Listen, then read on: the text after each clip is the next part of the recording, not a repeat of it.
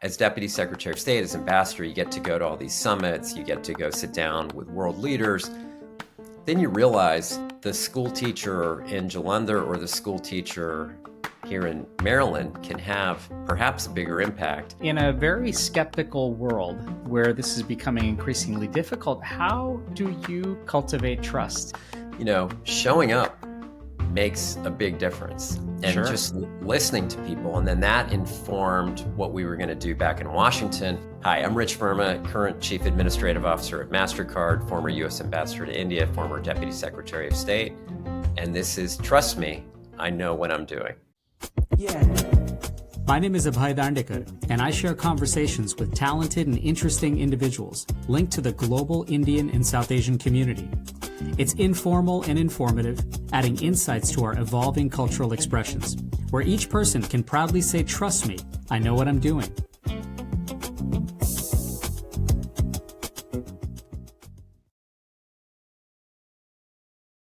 Welcome, everybody, to this episode of Trust Me, I Know What I'm Doing.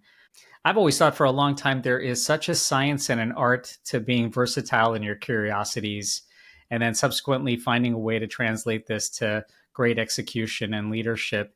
And there's likely few who embody this as well as Rich Verma. Rich is the former U.S. Ambassador to India, and most recently he was the Deputy Secretary of State for Management Resources from 2023 to 2025. He's an Air Force veteran, and he currently serves as the Chief Administrative Officer for MasterCard. I'm so pleased to be joined by truly a giant in public service and private sector leadership, who may actually be our first proud Lehigh grad. So, Rich Verma, welcome to Trust Me, I Know What I'm Doing, and thanks so much for being here with me.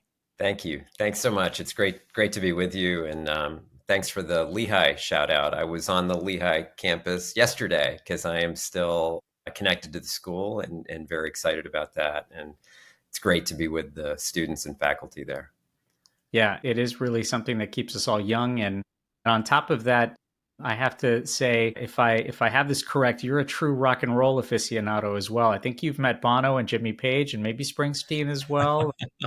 I haven't met Springsteen, but no, it's true. Music is a big part of my life. I was the youngest of 5 kids growing up, and my older siblings kind of introduced me to 70s rock on vinyl, and then 8-track, and then cassette and CD. And then of course, as a child of the 80s, yes, had the chance to meet some of those folks.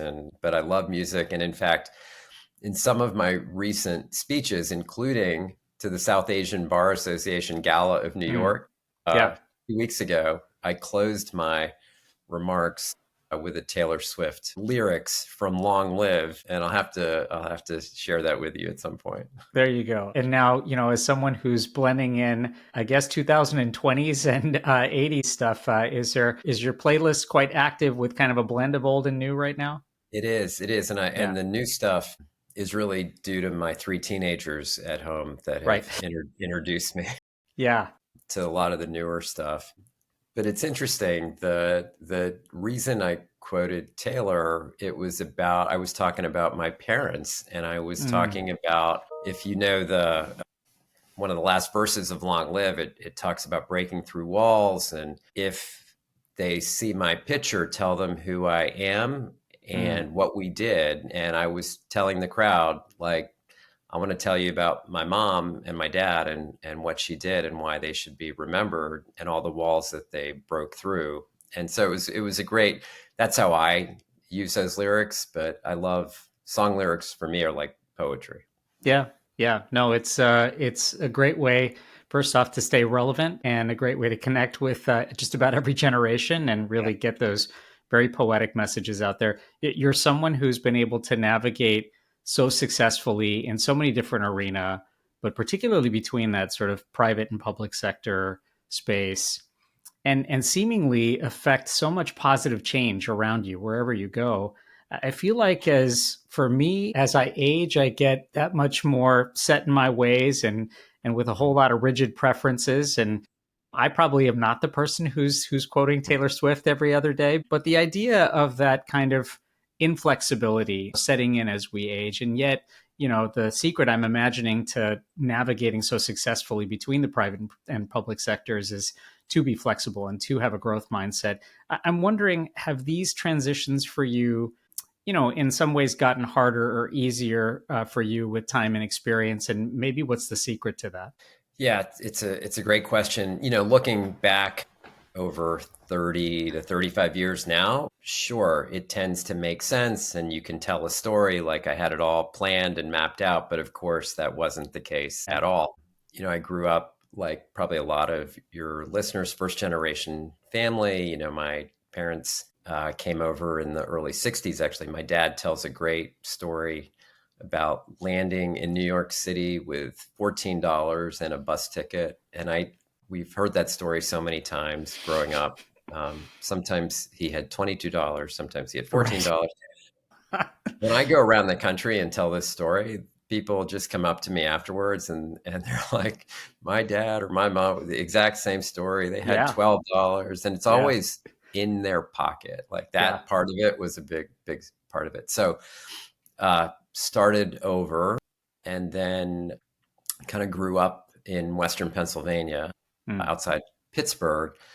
I think, being the first Indian American family in Johnstown, Pennsylvania was both exciting and really challenging at the same time, right? And so you spend a lot of that upbringing, for me at least, it was about assimilating. It was, I didn't want to be different. I didn't want my mom to pack Indian food in my lunch, right? I didn't want her to show up at the school events in her sari, right? I was just like, oh my gosh, can't we not be different? By the way, did you go by Rahul growing up? No, it's interesting. People think that somehow, like I was trying to Americanize myself and go by Rich, but I was actually born in Canada. We moved to Pennsylvania when I was 2. Yeah. But it was my dad and my dad's friends who said he really needs a quote unquote Canadian name, right? Anglo name. So he should be Richie and Richard Rahul Verma. And so like that was the name. And that was the name he gave me. So it was cool. I was glad glad he thought like that. Yeah. Anyway, this is a long answer to your question, but it was only later, probably law school, then into the military, where I was like, you know what, being Indian American, being South Asian is a cool thing. It's a great thing. Yeah. And we ought to be proud of it. And so your question about public versus private sector, I pushed the envelope a little bit with my parents, this whole notion of keep your head down and just, become a doctor or an engineer. I remember saying to my dad in high school, I was like, I want to be in the military. Yeah. And he just looked at me like that was not part of the plan. That's not part of the assimilation plan. So that's not the Rich Rahul Verma that I know. Right. I was always interested in public service, national security, international affairs, had a curiosity about the world, largely because of, where we came from and this immigrant story. And, it was law that was the glue that held it all together. And as I look back on it now, I've been out of law school for 32 years. I have spent 16 years almost 17 years in the public sector, 16 and a half years in the private sector. I didn't design it that way, but I've tried to stay within this kind of cone of international affairs, national security, foreign policy, public service where I can. And now I guess it makes sense. At the time, it was kind of one move at a time, one step at a time. So that's, as I said, this is a long setup to answer your question. No, I get it though, because I like how you put it. There's a sort of a cone of different, themes here. And because those cones do intersect and overlap, and it's been sort of this, area that you've been facile with for so long, I'm imagining that, as you keep going back and forth from some of these sectors, that becomes a little bit easier. you, with MasterCard now being a CAO and, of course, a former Deputy Secretary of State, you've had to operate with lots of different guardrails and regulations, but also find great pathways for opportunity and progress. And how have you, especially in a day and age where trying to balance both of those, really well is a fine, needle to thread. What's the formula that you've had to kind of lead in this regard in keeping the teams that you are working with kind of cognizant of the boundaries, but also, what are the being motivated by the opportunities that are out there? Yeah. So when you think about leadership, you really are a product of your environment and your upbringing and who you've been around for these 3 or 4 decades, right? And so when and this gets back to mentors and training, and I have been so lucky to have the best people to learn from. Again, my mom and dad, obviously, incredibly hardworking, incredibly decent people, took people in all the time. It didn't matter where they were from. Just like our house was like literally this melting pot in Western Pennsylvania, which was great. And then someone like Senator Reid, like Harry Reid, if I look back on the jobs that I've had over 35 years, here's someone who took a chance on me, made me the chief counsel, made me the national security advisor to the Senate majority leader and minority leader, post 9/11 and environment. My desk was 50 feet from the Senate floor for 6 years. And he stuck with me at every turn and really helped me. And that's where you meet people like Barack Obama and Hillary Clinton and all sorts of incredible people, tough issues.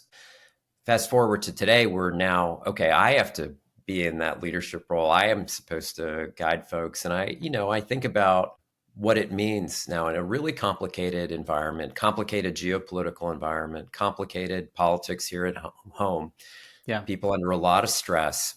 Technology is moving really, really fast.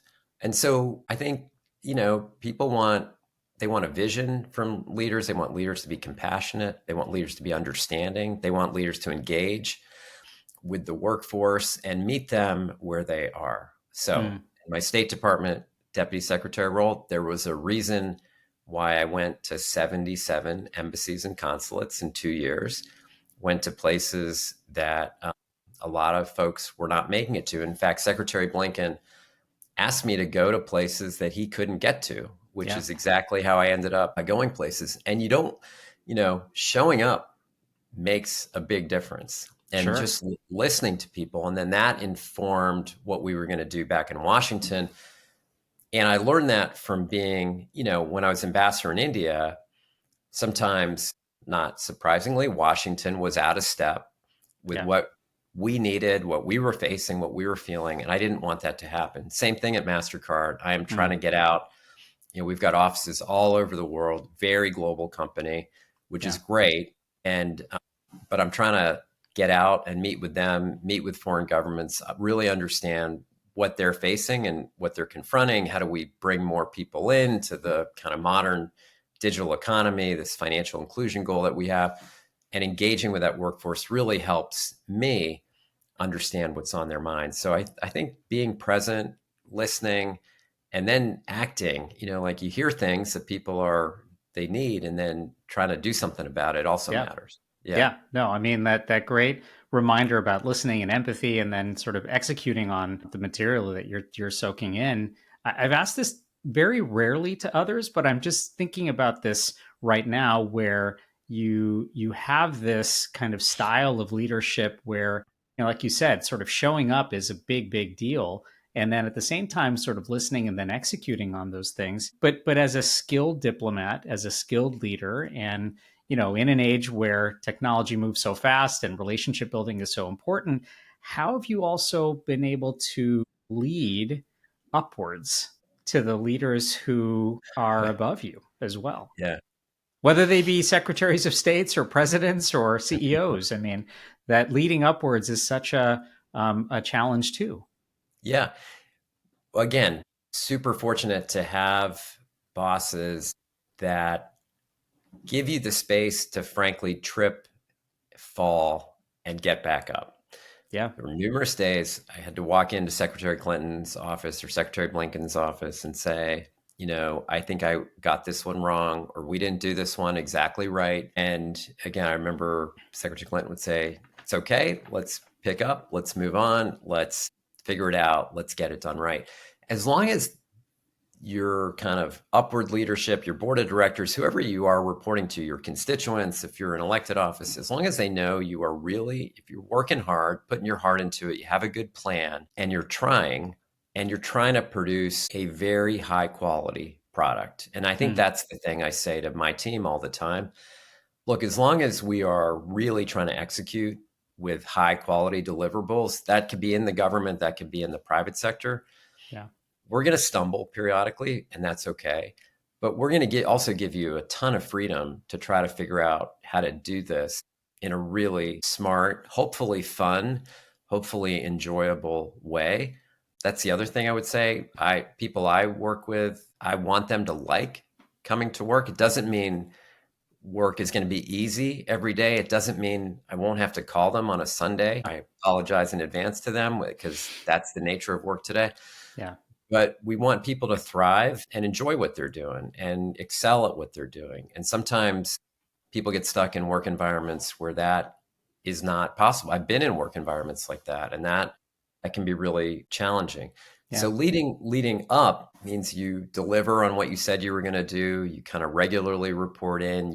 You try to meet, have clear goals and benchmarks that are really measurable, so that ultimately your boss doesn't have to worry about you each day. Like, what is he doing? What's the team doing? Right. What's going on? Like, yeah, exactly. Yeah. So you want to have that clear, open line of communication that they know you're getting the job done and trying some things differently and being innovative, being. I love that idea of just kind of clear lines of sight and transparency. And that's probably something that hopefully a lot of that is with that genuine honesty that you have with the people around you and the people who are working above you as well. I imagine that that's probably something that you learn pretty often, perhaps from your parents, this idea of like, hey, listen, I can be my best honest self, and there's a balance of fun and accountability there too. Yeah, totally. I think that's exactly right. The first generation, everyone knows this. Everyone who's listening to you knows. Yeah. First generation arrivals in this country, you got to work really hard. And my parent, I just watched them work really hard. And who were they working for? Not for themselves. They weren't looking. They were trying to do everything for their kids. Sure. It was all about better future, better life, better opportunities. They came from challenging backgrounds. My mother and grandmother, products of partition, ended up, it's like so many others, whether you were moving east or west, it was a challenging situation. And they traveled about 500 miles, ended up in Jalandhar in Punjab. But remarkably, my grandmother was educated, school teacher. She made sure my mother was educated, school teacher. Yeah. Think about it in that era, very hard to imagine. Sure. As ambassador, I got to go back to the school where they both taught, which is still there in an impoverished area. It's a girls' school in Jalandhar. And these women now in their 80s came out to greet me.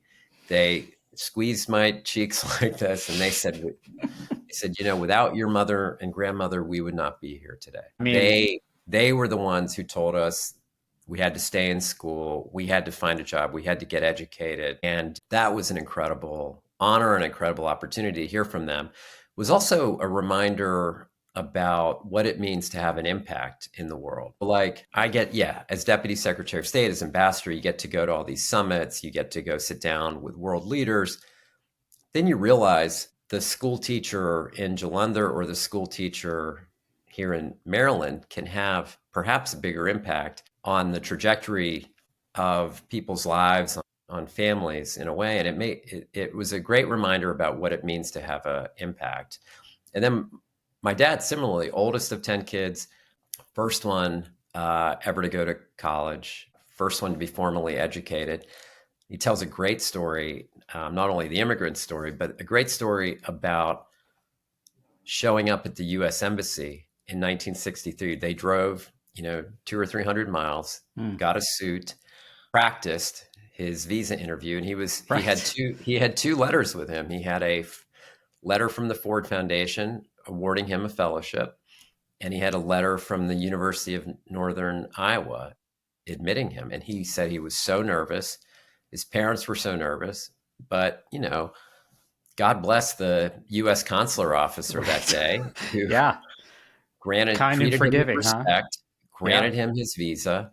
And it is also a reason why, as ambassador, I would go out to that consular line on a pretty regular basis, see people in their suits, see people who had driven hundreds of miles, who were super nervous, but knew there was this incredible opportunity awaiting them in the United States. And that is a promise of America that we can't forget, that we attract these incredible people from all over the world, who do not have $100,000 and who don't have $1 million, right? They are working, they're at the beginning of their lives, of their careers, and they are looking to contribute to the future of the United States. And that is something I hope we don't lose. And you can see that whether you go to the museum at Ellis Island or you go to any of our Smithsonian museums that teach about the history of what makes this country so strong. You mentioned a couple of words there that kind of are resonating today that still have anchors to those first generation stories that we all have for sure, but $100,000 in major contributions to the American experience speak to the new plight of H-1B visa applicants and companies that are using that system right now. The challenges of that right now, I'm just curious about your thoughts about that, given the backdrop that you just mentioned, where these are powerful stories that we know from the past, but is the future of this story going to change because of that? I'm just curious what your thoughts are about this H-1B sort of swirl that we have. Yeah. I think the H-1B swirl is part of a larger discussion about globalization, about migration. First, it was President Reagan who talked about the diversity of the United States being our strength, talked about America being, that shining city on a hill, again, attracting talent from across the world and coming here based on a set of ideas and ideals. I think about there's two stories in particular. I think about the Marine security guards that guarded the U.S. Embassy in New Delhi and frankly guard around the world. At least in our case, of the 15 or 16 that were there, I'd say half of them were refugees to the United States or first generation or came here with very difficult stories. And only 10 or 15 years later, they were putting the uniform on and pledging to defend the United States. Great Americans, right? No one would ever question them. I remember when my mother decided to become a U.S. citizen in high school. When I was in high school, and she studied for that test, came home with her, small American flag, put it right next to her Indian spices in the kitchen. She was so proud of that. And my mother was emblematic, again, of someone who was a great American. She wore a sari, spoke with an accent, cooked Indian food, was not of the same religious background of her neighbors, but she was a special needs teacher. She gave back to the community. She took people in. She paid her taxes. She worked really hard, loved the United States. We can't let people tell us what it means to look or sound or American. If you have an accent or if you are from a certain country. And that's what worries me about where this debate is headed, people telling us what it means to be American. I think we know from this immigrant experience what it means. You sign on to a set of ideals, you sign on to this compact, you sign on to something much larger than yourself, which is, again, why we attract so many people and the greatness of the country. And so as we go through all of these difficult political challenges, we have to remember why we are so strong. Yeah. And we have to be remembering these stories and telling these stories back to our, Taylor Swift quote, right? Like tell them who I am. Yeah. Well, I mean, does the undertone of this and that definition of, what is Americanness and who is the American worker and what does that American worker actually look like? I mean, that's what's at stake here, right? I mean, just who is defining that and how are they defining it? And I can hear the sort of passion in your voice when it comes to both the personal aspect of this and the professional aspect of this, of those experiences that you've had. I mean, in that context of redefining who actually is going to be an American worker in the future, why does why does anyone's Indian Americanness matter now? Why should it matter? And perhaps, how do we better declare that in an era where the definitions of this are being re-navigated, perhaps at the policy level, much like what we're kind of, in a soft way seeing with this H-1B conversation. Yeah. Look, I think we're just a stronger country when you have people from all over with different views and different ideas and different experiences. It's why, at the State Department, we wanted to recruit from all 50 states. We wanted people who had gone to community college. We wanted people who had gone to Ivy League schools. We wanted everything in between. We wanted people who were technologists, who had 10 or 15 years experience. We wanted people who had, backgrounds in all different professions from all over the world. That makes you a stronger organization. It also makes you a stronger country. There's just no question about that. Should immigration be lawful? Of course. Should people have to wait their turn? Of course. But this notion that somehow the current problems of today are because people have come from other places, it's an easy way out. It is an easy way out. And again, back to my own kind of high school and college and law school experience, that pride of being Indian American or South Asian, I think is so uniquely American, right? It's like you can show up and talk about your background. You can show up and talk about your culture, and you can show up and love the American flag, and you can serve in the U.S. military, as I did, and you can serve in 3 Senate confirmed jobs, as I did, and still be really proud of your ethnic roots.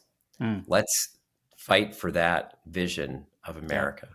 Yeah, it's such an important reminder that our backgrounds and our backstories and who we are, both outside and inside, actually accelerates our patriotism and is a great, marker for that. Thinking a little bit about how that works in the kind of current geopolitics of the world, I would say the last few months of U.S.-India relations have been interesting, to say the least.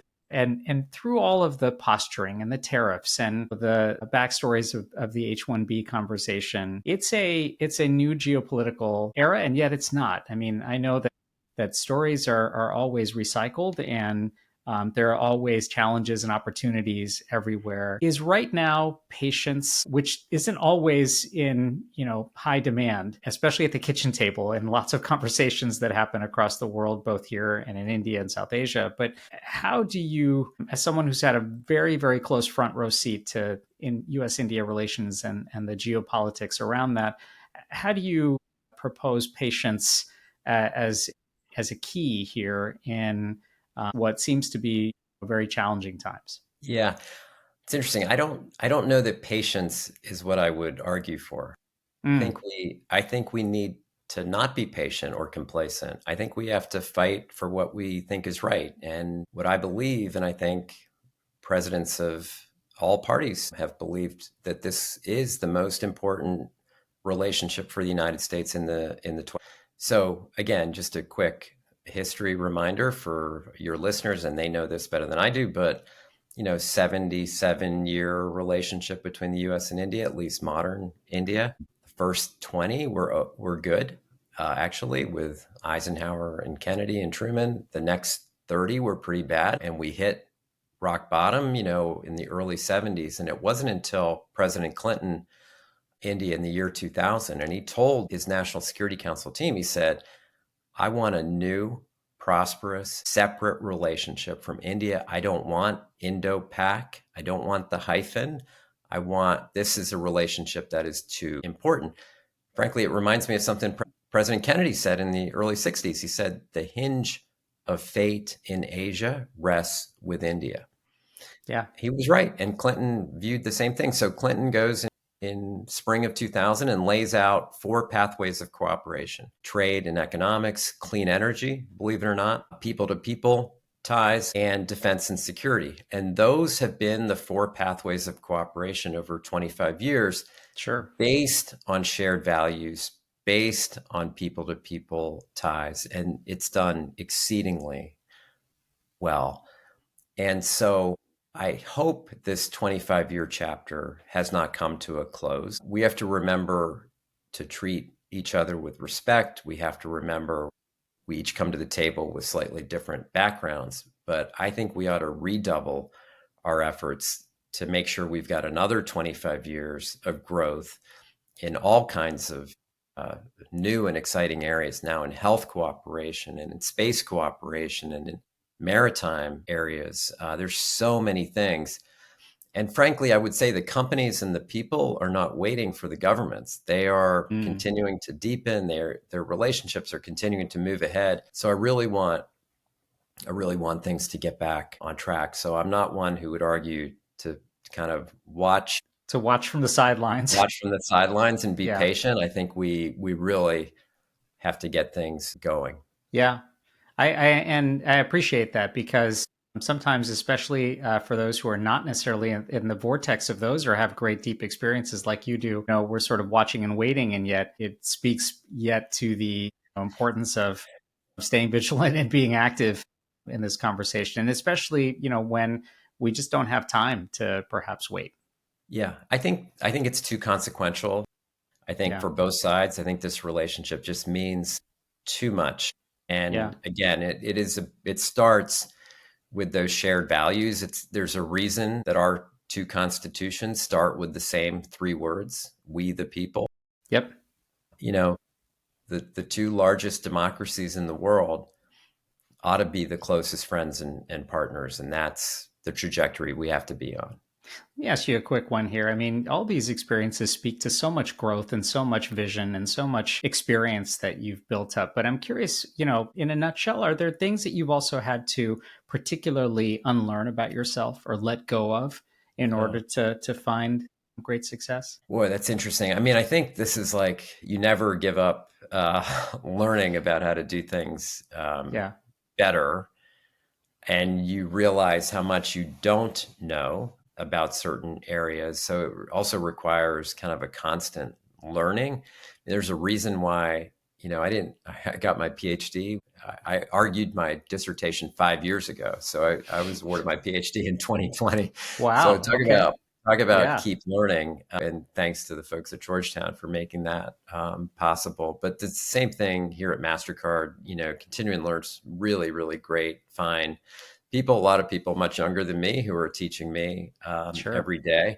I love this idea of reverse mentoring where, it's not me mentoring others. It's folks, frankly, a generation or 2 below me or younger than me who are teaching me. Yeah. And I learned that from my kids as well and my spouse. And every day I'm picking up something. So I'm pretty aware of what I don't know and where I still need to do better. And that is a, let's say, lifelong journey that I think we're all on. Yeah, no, I think there's a lot of letting go of ego and particularly, and the way you put that there, I think that is perhaps the easiest way to describe your MasterCard priceless moment there. So hopefully a lot of that reverse mentorship continues. Let me get you out of here on this one. And I've seen some terrific LinkedIn posts recently from you about those great opportunities in global connectivity and, the spaces that we are trying to occupy with tech and policy work and all the intersections to that, and just speaks to so much opportunity out there to just continue to build relationships. So in a very skeptical world that's out there these days, where this is becoming increasingly difficult, how do you continue to cultivate trust? Well, I think it goes back to showing up, right? Talking to people, building relationships. Yeah. Making sure they know that you're going to be there for them when things are difficult. That could be you as an individual. That could be the technology or products that you're offering, that you're going to be there again when it's not, when everything is going well, but also when things are a bit challenging. And I think that's, again, that's what I've tried to do. I know that's our team at MasterCard is doing that every day. But I think building trust is something that is key to whether you're in the public or private sector. It just goes back to sitting across the table, treating people as equals, listening really carefully, putting yourself in their shoes, understanding the world from their eyes and their perspective, and then trying to, partner together and solve the problems. That's all you can do. Well, listening and demonstrating such great empathy and trying to solve problems, I think they are three great descriptors for your work over many, many years now. And of course, continue to go forward. Rich, thank you so much for joining us on Trust Me, I Know What I'm Doing. Really a lovely conversation. And I hope we can visit with you again down the road. That'd be great. Thank you. And let me thank you for doing this and for highlighting all these stories. I get to sit here and talk to you, but really, I am able to do this because of all the chances and opportunities I've been given by others over the years. So, sometimes when I have the podium or have the mic, I am reminded of how important it is to thank all those who have worked so hard, who before me and who are working so hard today. And I remind people, that story about my dad showing up with $14 and a bus ticket. There was someone showing up today with $14 and a bus ticket. Yeah, a bus ticket. There you go. Well, that's very gracious of you, and we're so grateful for it. Thank you again. You're listening to Trust Me, I Know What I'm Doing. Stay tuned.